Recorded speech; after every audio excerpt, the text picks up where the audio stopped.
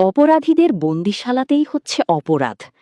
যে কারাগার হওয়ার কথা অপরাধীদের শাস্তি, অনুশোচনা ও সংশোধনের জায়গা, সেই কারাগারই আজ বহু ক্ষেত্রে পরিণত হয়েছে দুর্নীতি, বৈষম্য আর নতুন অপরাধের কারখানায়।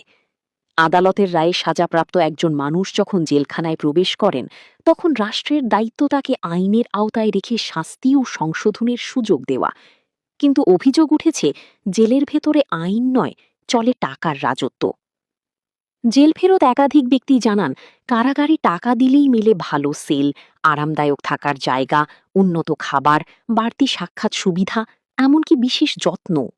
আর টাকা না থাকলে মেলে না ন্যূনতম অধিকার। অনেক সময় থাকার জন্য প্রয়োজনীয় বিছানাপত্র পর্যন্ত দেওয়া হয় না। মেঝেতে গাদাগাদি করে রাত কাটাতে হয় অসংখ্য বন্দীকে।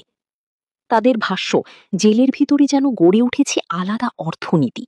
কি কোথায় থাকবে, কে কেমন খাবার পাবে, কে কতটা স্বস্তিতে দিন কাটাবে, সবকিছুরই দাম নির্ধারিত। টাকা দিলে নিয়ম বদলে যায়, টাকা না দিলে শুরু হয় অবহেলা, অপমান আর কষ্ট।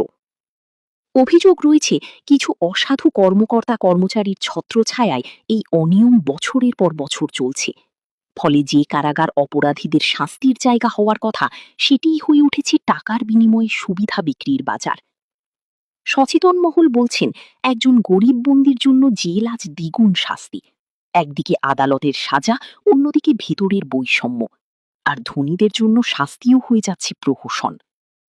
মানবাধিকার কর্মীদের মতে, কারাগারের দেয়ালের আড়ালে যদি ন্যায় বিচার বিক্রি হয়, তাহলে রাষ্ট্রের বিচার ব্যবস্থায় প্রশ্নবিদ্ধ হয়ে পড়ে।